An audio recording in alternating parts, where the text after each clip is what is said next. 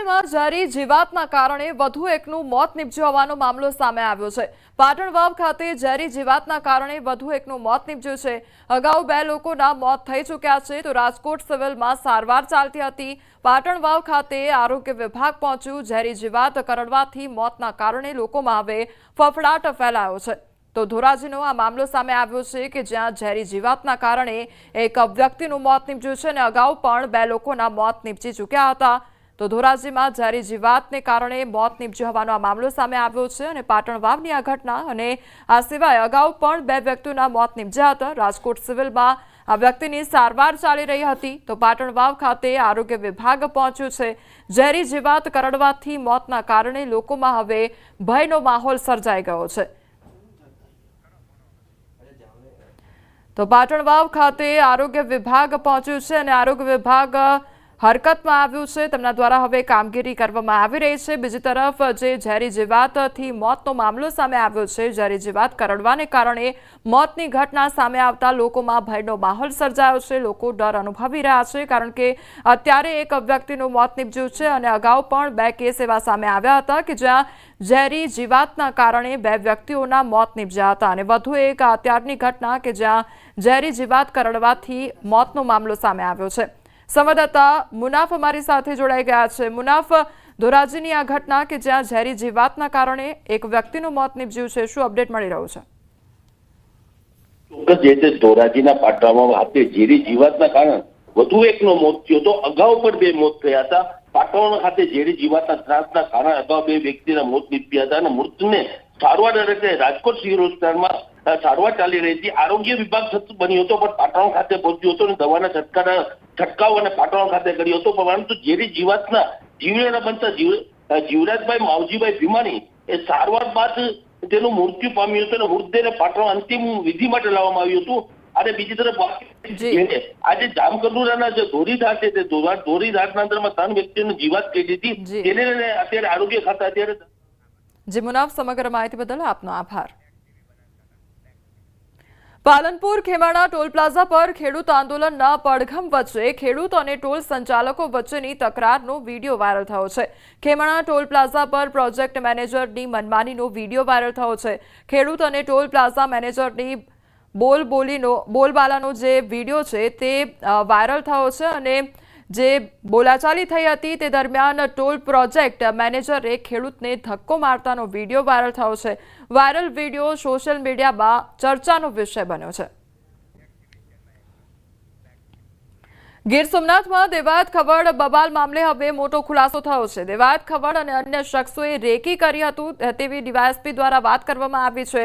ત્યારે પૂર્વ આયોજિત કાવતરું કરી માર મારવામાં આવ્યો છે। દેવાયત ખવડ અને અન્ય શખ્સોએ બુકાની બાંધી હતી। દેવાયત ખવડની બુકાની ખુલી ગઈ હતી તેવું ડીવાયએસપીએ કહ્યું તો બુકાની ખુલી જતા ધ્રુવરાજસિંહ ઓળખી ગયા અને પોલીસ દ્વારા દેવાયત ખવડ સહિત અન્ય 15 લોકો વિરુદ્ધ અનેક ગુનાઓ દાખલ કરી શોધખોળ હાથ ધરવામાં આવી છે।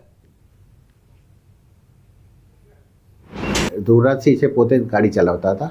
એમણે એનાથી બચવા માટે ગાડી પાછળ લીધી તો પાછળથી એક ક્રેટા બ્લેક કલરની હતી, એણે પણ પાછળથી ટક્કર મારી। એમ આમની ગાડીને આગળ પાછળથી જોરથી ટક્કર મારી અને રોડની સાઈડમાં ઉતારી દીધેલ। ત્યારબાદ આજે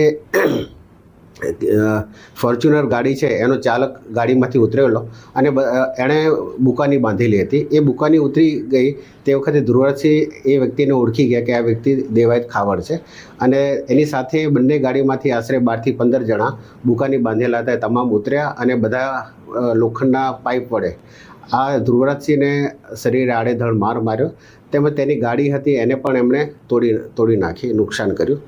ત્યારબાદ આ જે ધ્રુવરાજસિંહ પાસે એક એણે ગળામાં સોનાનો ચેન અને લોકેટ હતું તે પણ એમણે ઝૂંટવી લીધું તેમજ ગાડીમાં 42,000 રૂપિયા રોકડા હતા એ પણ તેમણે ઝૂંટી લીધા। તેમજ આ જે બનાવ એની સાથે બન્યો એની ફરિયાદ ન કરે એના માટે એને ધમકી આપી અને રિવોલ્વર બતાવી અને જાનથી મારવાની ધમકી આપી।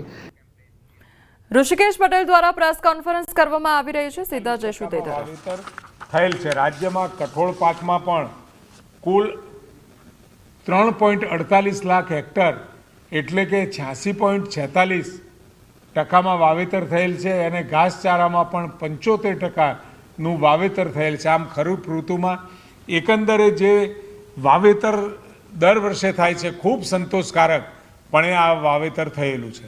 અને સાથે પોરબંદર ખાતે આચાર્ય દેવવ્રતજી અને આદરણીય મુખ્યમંત્રી શ્રી ભૂપેન્દ્રભાઈ પટેલ સાહેબ ત્યાંથી ધ્વજવંદન કરવાના છે અને લગભગ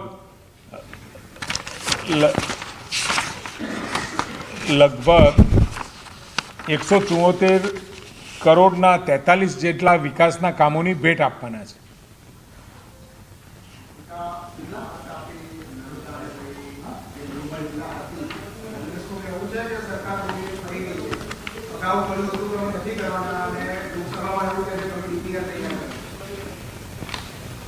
હવે આ કોંગ્રેસ પાસે કોઈ મુદ્દા નથી, એટલે એવા મુદ્દા લોકોને ભડકાવાના, ખોટી વાતો, ભ્રામક વાતો ફેલાવી અને અસ્થિરતા ફેલાવી અને લોકોમાં રૂમર્સ દ્વારા એમની લાગણીઓ અને એમનો સમય બગાડવાનું કામ કરી રહી છે.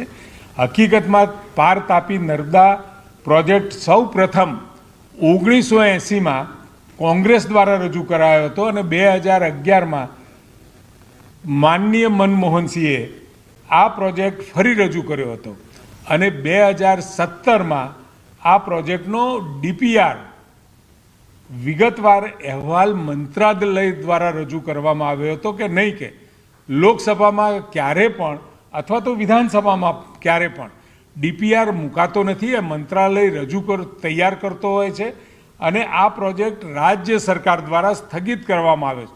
જે તે વખતે આદરણીય મુખ્યમંત્રીશ્રીએ ગજેન્દ્ર શેખાવતજીને પણ કાગળ લખ્યો હતો અને એનો પણ આપણને જવાબ પણ મળ્યો હતો અને 22થી 25 દરમિયાન આ પ્રોજેક્ટના સંબંધિત રાજ્ય કે કેન્દ્ર સરકારમાં કોઈ પણ પ્રકારની કાર્યવાહી કરવામાં આવેલ નથી અને જે રાજ્યસભામાં 10 ફેબ્રુઆરી 2025 તથા 27 જુલાઈ 2025ના રોજ જે પ્રશ્ન પૂછવામાં આવ્યો હતો એમાં ઉલ્લેખિત ડીપીઆર વર્ષ 2017નો છે અને 2017 પછી આ બાબતે કોઈ પણ પ્રકારનો નવો કે સંશોધન કોઈ પણ ડીપીઆર તૈયાર પણ નથી કર્યો અને મંત્રાલય દ્વારા પણ આમાં કોઈ પણ પ્રકારની કાર્યવાહી કરવામાં નથી આવી અને આદરણીય CR પાટીલજીએ 10 ઓગસ્ટે સ્પષ્ટ જાહેર કર્યું છે કે કેન્દ્ર સરકાર અથવા તો રાજ્ય સરકારને આ પ્રોજેક્ટને આગળ વધારવાનો